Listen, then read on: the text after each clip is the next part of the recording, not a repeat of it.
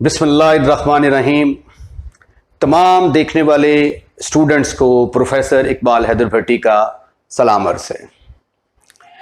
आज हम एक नया चैप्टर शुरू करने जा रहे हैं, डिफरेंशिएशन। डिफरेंशिएशन जो है ये कैलकुलस की एक ब्रांच है, जिसका एक टॉपिक है। कैलकुलस की दो मेन ब्रांचेस हैं, एक डिफरेंशियल कैलकुलस और एक इंटीग्रल कैलकुलस। तो डिफरेंशियल कैलकुलस का ये हिस्सा है डिफरेंशिएशन। तो आज हम डिफरेंशिएशन को जो है वो डिस्कस करेंगे कि ये क्या चीज है। एक बात मैं आपको याद करवा दूं अच्छे तरीके से कि जितनी ज्यादा अच्छी डिफरेंशिएशन आपकी होगी, आपको इंटीग्रेशन उससे उतनी ही ज्यादा अच्छी आएगी। इससे जो अगला चैप्टर है वो इंटीग्रेशन का है। तो इंटीग्रेशन और डिफरेंशिएशन एक्चुअली दोनों एक दूसरे के बिल्कुल कन्वर्स हैं, उलट चीजें हैं ये। ठीक है, जो डिफरेंशिएशन का फार्मूला है वो इंटीग्रेशन में जाए तो वो इंटीग्रेशन का उसका उल्ट कर दें तो इंटीग्रेशन का फार्मूला बन जाता है। तो इसलिए अगर आप चाहते हैं कि आपको इससे अगला चैप्टर समझ आए तो इस चैप्टर को समझना बहुत जरूरी है। और दूसरी बात जो एक अहम है वो ये है कि differentiation is a game of formulae. फार्मूले की जमा को कहते हैं। तो ये फार्मूलों की गेम है। ऐसे बच्चे जो फार्मूलों को अच्छे तरीके से, मजबूती तरीके से जो है वो ज़हन नशीन कर लेंगे, उनके लिए डिफरेंशिएशन इंतहाई आसान होगी। जिनको डिफरेंशिएशन, जो बच्चे डिफरेंशिएशन के फार्मूले नहीं याद करेंगे, उनके लिए प्रॉब्लम्स होंगी। मतलब जिस तरह आपने फर्स्ट ईयर में ट्रिग्नोमेट्री का चैप्टर किया, ट्रिग्नोमेट्री के अंदर अगर आपको फार्मूला नहीं आता तो आप अगला स्टेप ही नहीं कर सकते।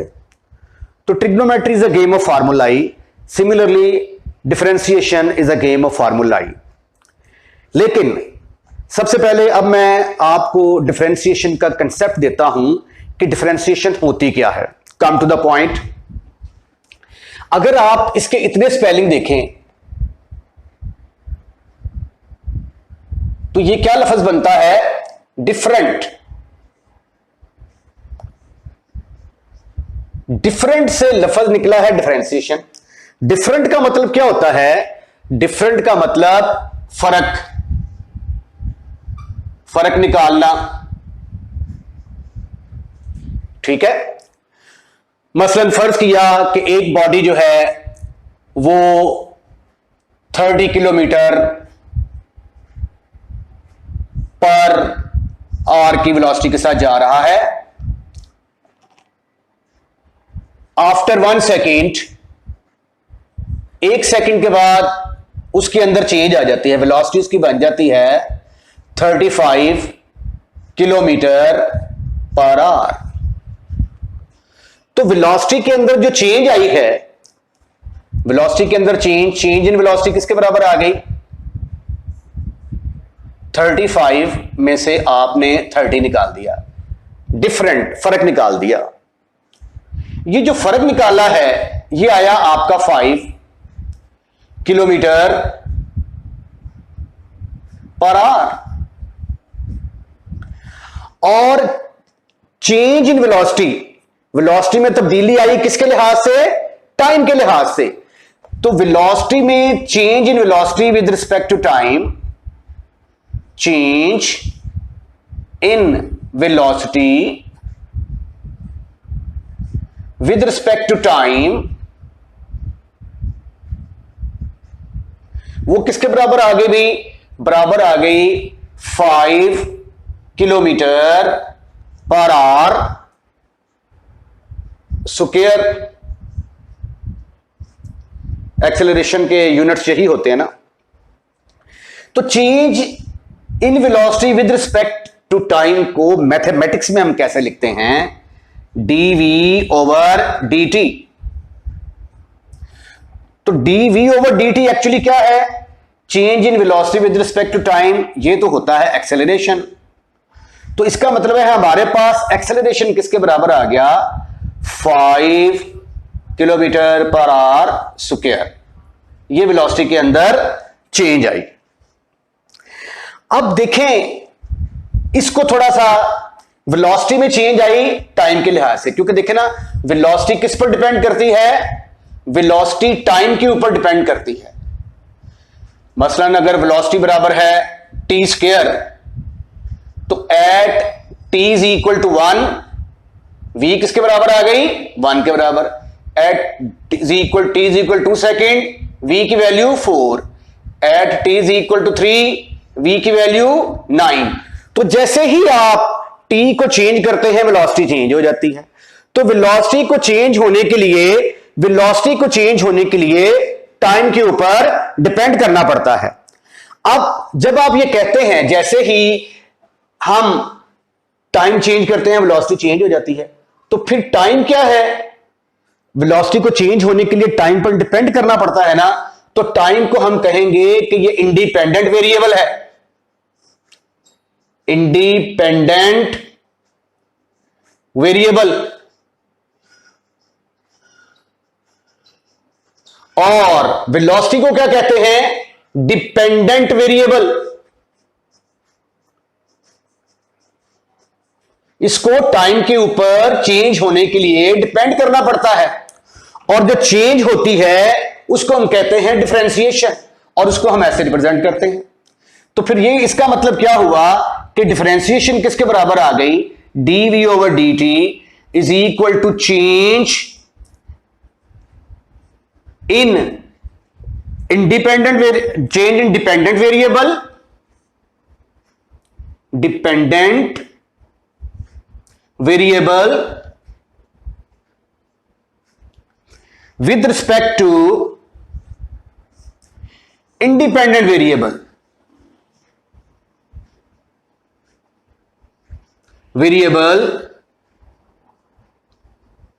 is called differentiation,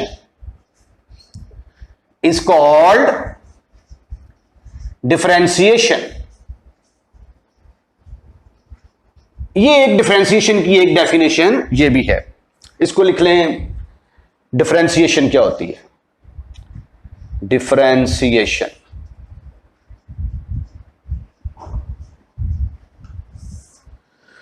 okay. अच्छा, अब सवाल ये पैदा होता है कि बड़े सिंपल तरीके से हमने इसको माइनस कर लिया तो हमारे अंदर वेलोसिटी की चेंज आ गई, तो फिर हमें ये डिफरेंशिएशन का इतना लंबा चौड़ा काम करने की क्या जरूरत है। अब देखें, अगर मैं कहता हूं कि एक पार्टिकल इज मूविंग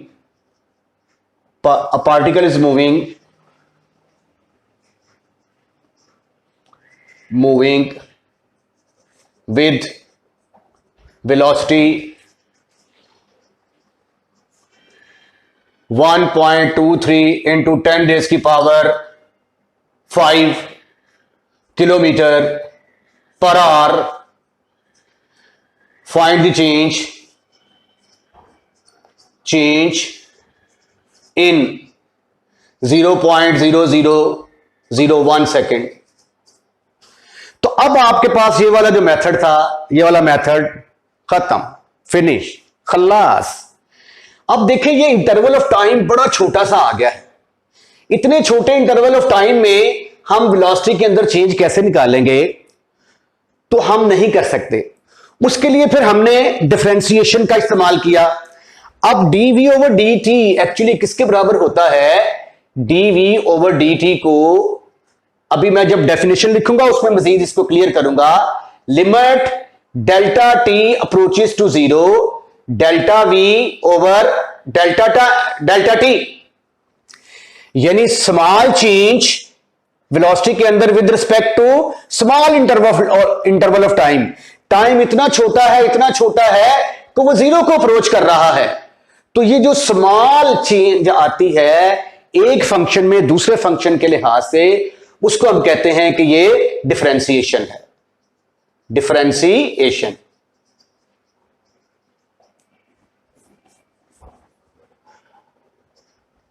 ओके,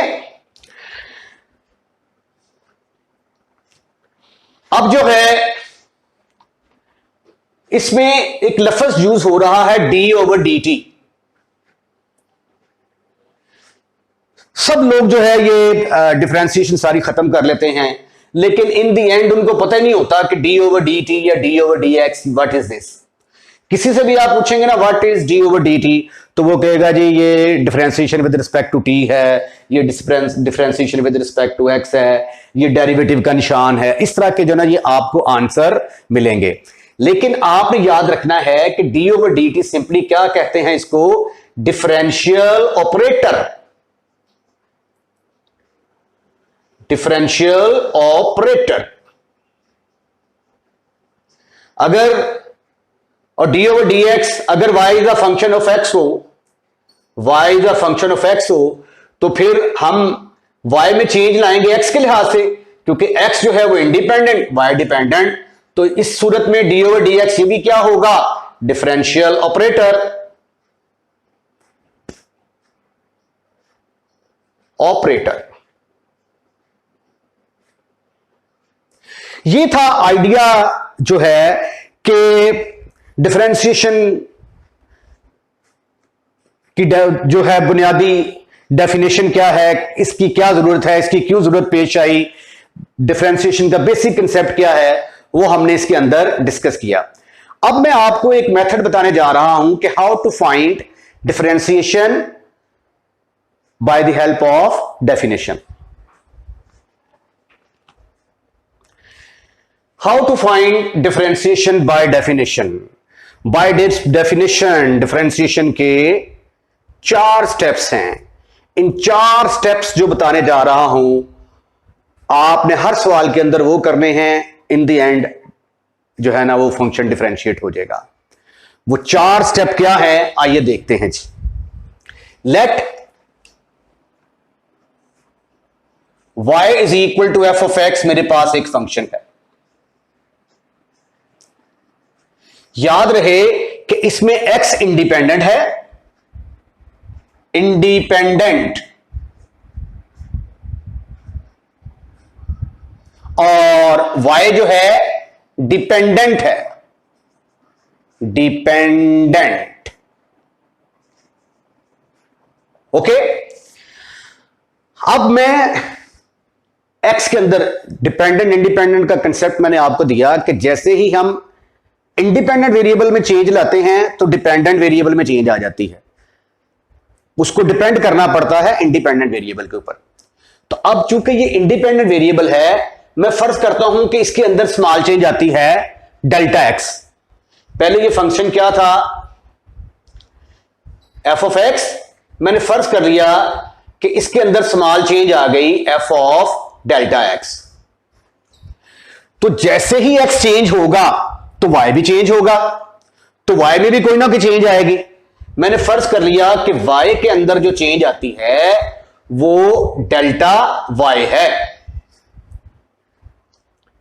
इसका नाम अगर मैं रख दूं नंबर 1, नंबर 2, तो जिस तरह मैंने आपको शुरू में एग्जांपल दी, एक बॉडी 30 किलोमीटर की वेलोसिटी से जा रहा था, 1 सेकंड के बाद उसकी वेलोसिटी 35 आ गई। मैंने क्या किया था, दोनों को माइनस किया और मेरे पास चेंज आई। तो इसलिए मैं इन दोनों को क्या करूंगा, माइनस करूंगा और मेरे पास चेंज आ जाएगी delta y. Subtracting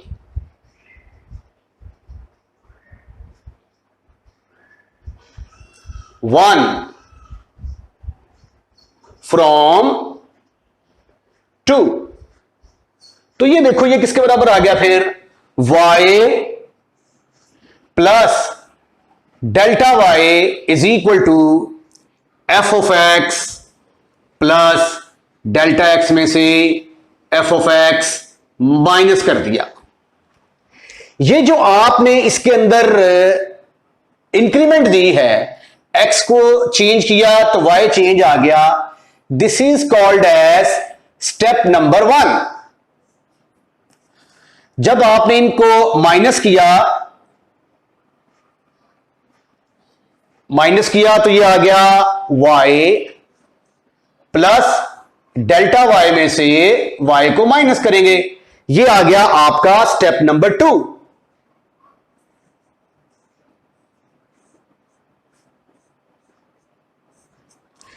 step number 2, y जो है वे y के साथ कैंसिल होगा और डेल्टा y स्मॉल चेंज आ गई फंक्शन के अंदर,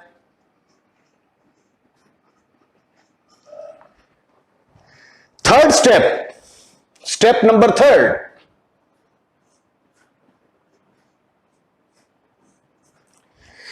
अब डेल्टा वाई के अंदर चेंज किसके लिहाज से आई है? एक्स के लिहाज से। तो divide by delta x not equal to zero. Zero को अप्रोच तो कर सकता है लेकिन जीरो के बराबर नहीं है। मैथमेटिक्स का असूल याद रख लें कि जब भी आपने किसी रकम के साथ डिवाइड करना है तो वो रकम जीरो नहीं होनी चाहिए, ठीक है? क्योंकि anything divided by zero answer undefined आ जाता है, इंफिनिटी आ जाता है। तो जब भी आप ये लिखें कि मैं इसके साथ डिवाइड कर रहा हूं तो उसको कह दें कि भाई ये रकम जीरो के बराबर नहीं है। अगर वो जीरो के बराबर है तो फिर आप डिवाइड नहीं कर सकते। तो divide by delta x is not equal to zero, तो ये आ जाएगा delta y over delta x is equal to F of x plus delta x minus f of x over delta x. उसके बाद मैंने आपको बताया था कि हम डिफरेंशिएशन जब very very small interval of time होता है तो उसके लिए इस्तेमाल करते हैं। तो ये जो डेल्टा एक्स है जो हमने फंक्शन के अंदर चेंज लेके आए हैं, ये चेंज बहुत छोटी सी है, वेरी वेरी स्मॉल। जिस तरह मैंने कहा था कि एक वेलोसिटी किसी स्पीड के साथ जा रही है तो 0.0001 2 सेकंड के बाद उसकी वेलोसिटी कितनी होगी, यानी ये इतना कम टाइम है, इतना कम है कि तकरीबन जीरो को अप्रोच कर रहा है। तो वहां पे टी चूंकि इंडिपेंडेंट वेरिएबल था, यहां पे एक्स इंडिपेंडेंट वेरिएबल है, तो वहां पे टी जीरो को अप्रोच कर रहा था तकरीबन जीरो की तरफ, तो यहां पे डेल्टा एक्स क्या होगा, ये जीरो को अप्रोच करेगा। तो स्टेप नंबर 4 जो है वो आपका क्या होगा, आपने लिमिट लेनी होगी। Step 4, taking limit delta x approaches to zero, taking limit delta x approaches to zero. तो ये किसके बराबर आ जाएगा फिर, limit delta x approaches to zero delta y over delta x is equal to limit delta x approaches to 0 f of x plus delta x minus f of x over delta x। अब दो ही possibilities है, या तो इसकी limit exist करेगी या limit exist नहीं करेगी। इफ लिमिट एग्जिस्ट करनी बड़ी जरूरी है। इफ लिमिट एग्जिस्ट, अगर लिमिट एग्जिस्ट कर जाती है तो फिर ये जो limit delta x approaches to D Y by D X है, delta Y by delta X, इसको हम D Y by D X के साथ डिनोट करेंगे। ये बराबर आ गया, किसके बराबर आ गया, limit delta x approaches to zero f of x plus delta x minus f of x over delta x. ये जो मैंने 4 स्टेप परफॉर्म किए हैं, ये एंड में मुझे डिफरेंशिएशन हासिल हो चुकी है जब मैं लिमिट अप्लाई करूंगा। तो 4 स्टेप नंबर 1 2 3 और 4, ये 4 स्टेप परफॉर्म करना क्या कहलाता है, डिफरेंशिएशन बाय डेफिनेशन। इसका एक और नाम भी है, इसको आप एब इनिशियो मेथड भी कहते हैं। Note,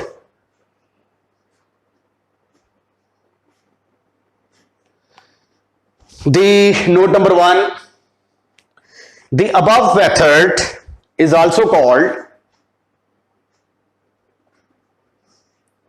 the above method is also called ab initio method, ab initio method. अगर पेपर में आ जाए कि 100 differentiate by ab initio method, तो ये वाला जो मेथड है this is called as ab initio method. और दूसरा है, इसको फर्स्ट प्रिंसिपल भी कहते हैं। The above method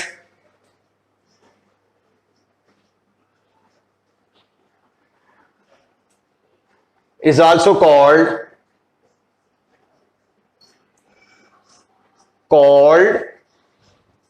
first principle।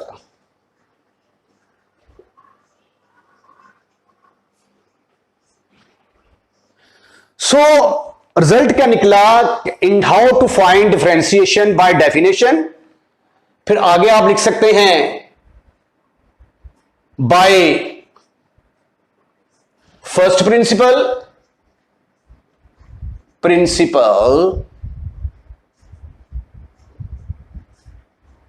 और आल्सो लिख सकते हैं by ab initio method. By ab initio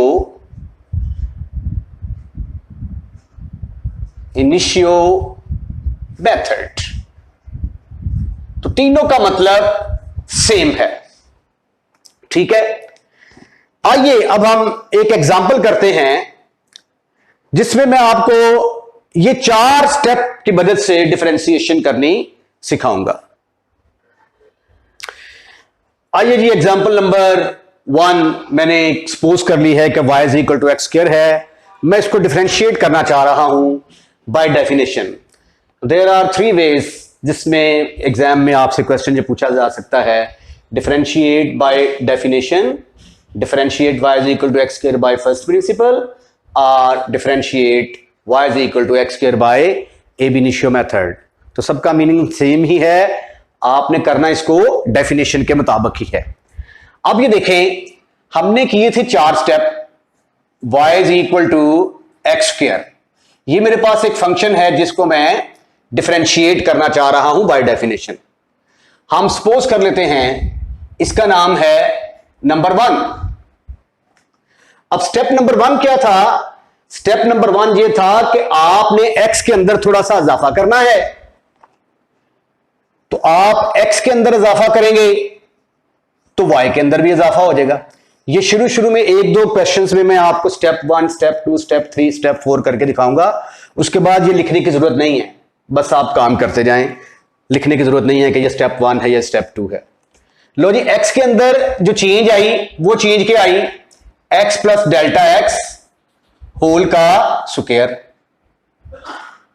अगर x के अंदर चेंज आई है तो चूंकि y डिपेंड करता है x के ऊपर, तो y के अंदर भी चेंज आएगी। ये हो गया पहला स्टेप। दूसरे स्टेप में हम क्या करते हैं? स्टेप नंबर 2, दोनों को माइनस कर देते हैं। तो स्टेप नंबर 2 में हम क्या करेंगे? Subtracting 1 from 2।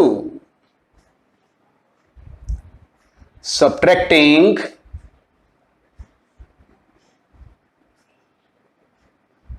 1 from 2, what you will get? y plus delta y में से y को माइनस कर दिया। इसी तरह x प्लस डेल्टा x में से x स्क्वायर को माइनस कर दिया। ओके, ये डेल्टा y जो है, ये वाला y और ये वाला y दोनों आपस में कैंसल हो जाएंगे और आपके पास आएगा delta y is equal to x plus delta x का स्क्वायर माइनस एक्स स्क्वायर। अब ये चेंज किसके लिहाज से निकाल रहे हैं आप? चेंज x के लिहाज से निकल रही है, तो इसलिए डेल्टा x के साथ डिवाइड कर देंगे। Divide by delta x not equal to 0।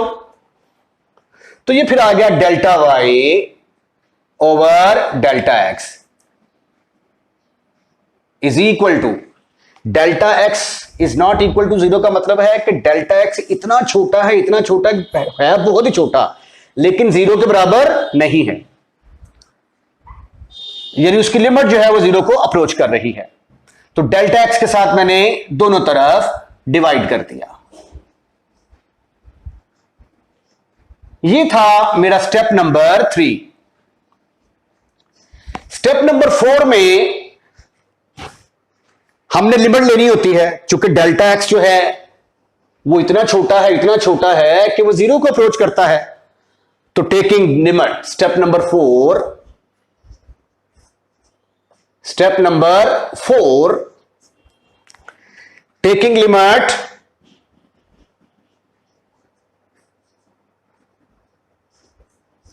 Limit delta x approaches to 0, तो ये आ जाएगा limit delta x approaches to 0, delta y over delta x will be equal to limit delta x approaches to 0 x plus delta x का square आ गया minus x square over delta x. अब जब हम लिमिट पुट करते हैं delta x की जगह पे 0, तो ऊपर भी 0 आ जाता है, ये 0 हो जाएगा तो एक्स स्क्वायर बनफी एक्स स्क्वायर 0 0 0 व 0 फॉर्म बन जाती है। तो जब 0 व 0 फॉर्म बन जाए तो हम क्या करते थे, पहले इसको सिंप्लीफाई करेंगे। सिंप्लीफाई करने के लिए मुझे इसका स्क्वायर खोलना पड़ेगा। स्क्वायर खोलूंगा तो आएगा x square plus 2x delta x plus delta minus ये वाला x square over delta x. ऐसा करने से ये वाला जो डेल्टा एक्स है ये इस डेल्टा एक्स के साथ कैंसल हो जाएगा। जब ये कैंसल होगा तो बाकी क्या बचेगा आपके पास, 2x delta x plus delta x का स्क्वायर ओवर डेल्टा एक्स। फिर हमेशा ये स्टेप करने के बाद हमेशा ऊपर से डेल्टा एक्स जरूर कॉमन आया करेगा। ऊपर से आपने डेल्टा एक्स कॉमन लेके इसके साथ कैंसिल करके फिर लिमिट अप्लाई करनी है तो आपका जवाब आया करेगा। ऊपर से मैंने डेल्टा एक्स कॉमन निकाला, ब्रैकेट के अंदर आ गया 2x plus delta x over delta x. Delta x से कट गया तो ये आपके पास आ गया limit delta x approaches to 0 2x plus delta एक्स। इधर लेफ्ट हैंड साइड में क्या था, limit delta x approaches to 0 delta y over delta x. अब इसकी लिमिट एग्जिस्ट कर गई है, ये देखें 2x डेल्टा एक्स की जगह पे क्या आ गया 0। अगर लिमिट एग्जिस्ट करेगी तो इसका नाम हमने क्या रखा था, dy बाई dx। तो पस साबित हुआ कि dy change in y with respect to x किसके बराबर आ गया, 2x के बराबर आ गया। यह मेथड है कि आपने डेफिनेशन के साथ डिफरेंशिएशन कैसे करनी है। इसके साथ ही मैं आज का लेक्चर खत्म करता हूं। कल इस तरह के मजीद क्वेश्चंस की प्रैक्टिस करेंगे। अगर आपको हमारा चैनल पसंद आया है, लेक्चर आपको अच्छा लगा है, तो चैनल सब्सक्राइब करना मत भूलिएगा और साथ बेल आइकॉन का बटन दबाएं ताकि हर नया आने वाला लेक्चर उसका लिंक आप तक पहुंच जाए। अपना ख्याल रखिएगा। अल्लाह हाफिज।